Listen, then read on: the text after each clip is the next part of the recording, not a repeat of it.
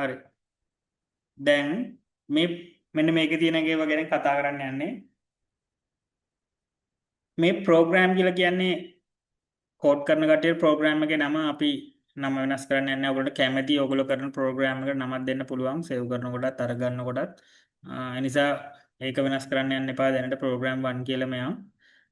අපි කෝඩ් එක ටයිප් කරන්නේ අපේ මේ begin end එක මැද. හරි. ඔයගොල්ලන්ට මතක නම් සූලෝ කෝඩ් එකකුත් අපි ලිව්වේ begin end මැද මෙතන. පළවෙනිම කෝඩ් එක මම ඔයගොල්ලන්ට කියලා දෙන්නේ write.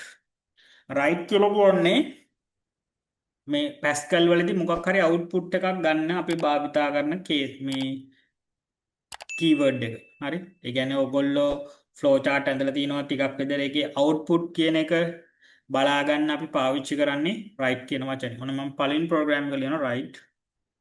හරි. write කියන්නේ ලියන්න කියන එකනේ. write. ඊට පස්සේ ඕගොල්ලොන්ට පෙන්වන්න ඕන ටෙක්ස්ට් එක මෙන්න මේ වගේ සංගල් අපි කියන වරහන් දෙකක් මැද ලියන්න ඕනේ. තනි සිංගල් කෝටේෂන් ඇතුලේ. තනි හරි මම hello world කියලා ලියනවා. මේක අපේ ප්‍රස් ප්‍රෝග්‍රෑම් එක මොන මේ hello world. hello world. ඊට සිංගල් කෝටේෂන් එක වහන්න. ඊට පස්සේ මෙතන මේ ස්ටේට්මන්ට් එක හරි මේ ලියපු එක ඉවරයි කියලා කියන්න ඕනේ. ඒකට අපි පාවිච්චි කරනවා semicolon. dot එකයි කමාවයි තියෙන එක. හරි semicolon. හරිද? ඊට පස්සේ මේ ප්‍රෝග්‍රෑම් එක මම බලා දෙන්නම් මුලින් බලාගෙන ඉන්න. දැන් මම ඔයගොල්ලෝ ලිව්වේ write. ඊට පස්සේ වරහන්. ඊට පස්සේ සිංගල් කෝටේෂන් ඇතුලේ hello world. ඊට semicolon. හරිද? දැන් තාම මුකුත් කරේ නැහැ end වෙනවා මෙතනින්. මම මෙන්න මෙතනින් තමයි මේක කම්පයිල් කරන්නේ. අපි රන් කරනවා කියලා කියන්නේ ඒකට කම්පයිල්. මේ ආපුවා ලක් නෑ run without debugging. මෙන්න මෙතන කොළ පාට වෙන්න ඕනේ. ඔයගොල්ලන්ට පේනවා ප්‍රෝග්‍රෑම් එක රන් වෙලා ගියා. මේ කොළ පාට වෙනවා කියන්නේ compile project targets. ඒක කොළ පාට වෙනවා කියන්නේ මගේ අපි කියන්නේ syntax errors නෑ. මේක ඇතුලේ වැරදි නෑ. නමුත් පොඩි ප්‍රශ්නයක් තියෙන ප්‍රෝග්‍රෑම් එක රන් වෙනවා නවතින්නේ නෑ. හරි ඔයගොල්ලන්ට මොකක් හරි කොටක් ඇවිල්ලා යනවා වගේ පේනවා ඇති. මේ නවතින්නේ නෑ. ඒකට අපිට පුළුවන් මේකට read කියලා දාගන්න read. හරි read කියලා දාලා ආයෙත් වරහන් දෙකක් දාලා කියවන්න කියලා දෙන්න පුළුවන්. ආයෙත් semicolon ඒ ස්ටේට්මන්ට් එක ඉවරයි කියලා කියන්න. දැන් ආයෙත් run කරන්න. මොන ආයෙත් පෙනිලා ගියා තාම නවතින්නේ නැහැ. හරිද?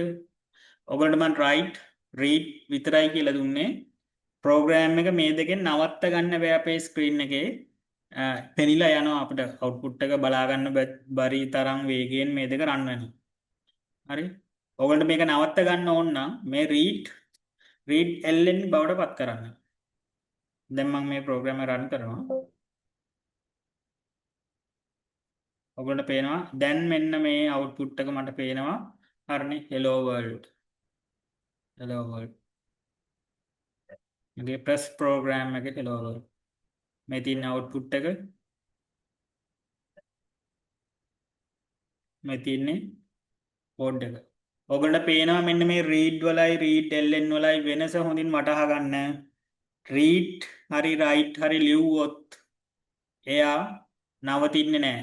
හරිනේ ඩිස්ප්ලේ කරලා යනවා. ln වලින් කරොත් cursor එක next line ගේනකම් ඒ කියන්නේ අපි enter එක press කරනකම් මේක නවත්තගෙන ඉන්නවා. හරි මම enter එක press කරා program එක execute වුණා. හරි මේ exit වුණා. ඔයගොල්ලන්ට පේනවා මේ මෙතන නැවිතිලා තියෙනවා. මම cursor එකෙන් මේ sorry මේ enter එක press කරනකම් cursor එක next line එකට ඊළඟ පේලියට අරගෙන එනකම් මෙයා blink වෙවි නැවිතිලා ඉන්නවා. ln කරන් next line යන්න කියන එක next line එනකම් ඉන්න කියන එක තමයි කියලා තියෙන්නේ. මේක next line කරපු ගම program එක ඉන්නවා. හරි ඔන්න ඔගේ මෙන්න ඔබේ පළවෙනි program එක write hello world read ln